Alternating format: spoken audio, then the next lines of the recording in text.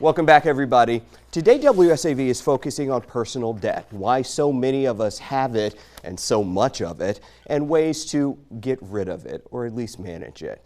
This half hour, we are talking to a couple of debt experts here locally. Alex Kopp is the Director of Operations at Consumer Credit Counseling Services here in Savannah. And Mark Bandy is a local attorney specializing in bankruptcy. Thank you both for joining us.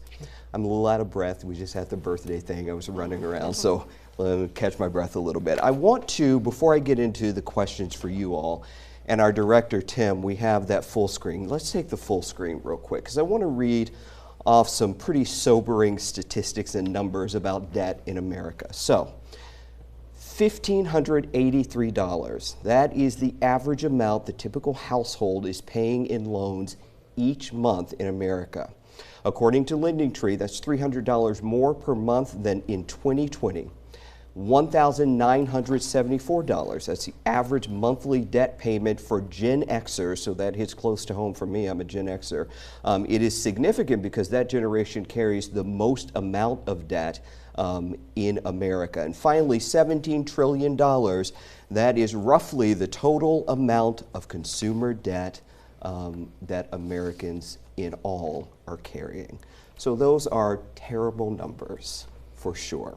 Alex, I want to start with you. As we talk about debt, and I said, you know, that $1,583 in various loans that people are carrying. When we talk about debt and the different kinds of debt, is all debt the same? Is there good debt? What are we talking about when we talk about debt? Good question.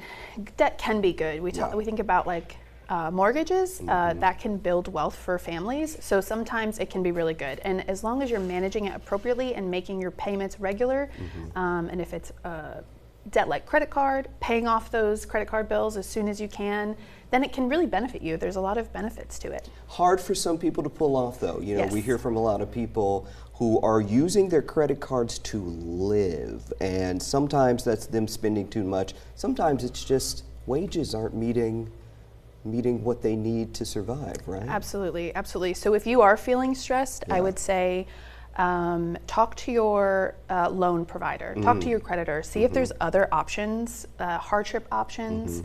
And then there may be other options too for debt repayment. If you find yourself not being able to pay it off and you feel sort of overwhelmed, I would say come to talk to one of our counselors and we can lay out all the options for you and give you some personalized advice that would be good for your situation. All right, Mark, I want to go to you. So you're a local attorney, you specialize in bankruptcy. You've done this for years. You see a lot of cases. How bad is someone's debt by the time they make it to you seeking bankruptcy help? It really varies. There is not like a threshold that, you know, if you're below a certain threshold, you can't file bankruptcy. It really is more a situation where the numbers just aren't adding up. The income and the expenses and the debt, you're not able to make it work. And so there isn't that, you know, people frequently call and say, well, do I qualify for bankruptcy? And the answer is generally yes. Yeah. It's just a question of whether or not that's the best option. Right. How do most people wind up in the kind of debt that would require them to go to seek bankruptcy protection or even go to seek credit counseling? You touched on that a little bit, but the people who come to you all, what are they saying, how they got there? I mean, one of the things that I see is people are absolutely so anxious and unable to even look at their bills. Really? They don't Avoidance. even have the ability to open the monthly bills. And that is one of the key things that I try to stress with people is you are not your debt. And to be able to divorce the debt from the feelings of this somehow reflects badly on me. Yeah, it's not, you're not a bad person. Right. You're not necessarily a failure. No, this is by any just means. debt. Yeah. This is a situation that we live in an environment where we have this unlimited credit and it's unprecedented in our country really to have the amounts of credit that are offered to us. And divorce, job loss, medical.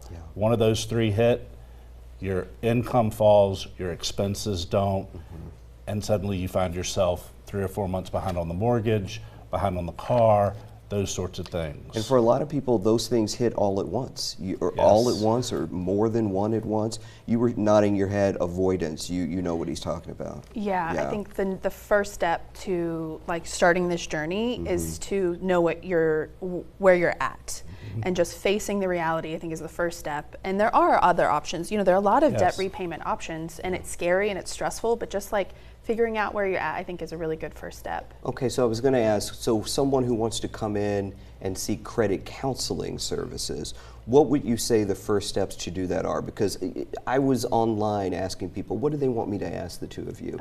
And someone wanted me to ask, how do you know a real credit counseling service versus a scam? That's a really good question. Yeah. There's a lot of stuff on the internet, and it's hard to figure out what is right. I would look for, if we're a nonprofit, if you're seeking for a nonprofit agency, we're the only nonprofit agency in Savannah. So we've been around since 1965. But if you're in other communities, look for something that's nonprofit, that's accredited, looking for those signs that, you know, they might be really helpful and they might be good, but I would stick with a nonprofit. And we are a path to bankruptcy too. So if you're considering bankruptcy, we talk about that and if that's the right option for you as well. Okay, so let's be specific. I want to hear from both of you on this. So Mark, I'll start with you. The bankruptcy process, because the questions are, how does it work? What am I going to have to give back or give up or lose in a bankruptcy filing? And is my credit just done forever?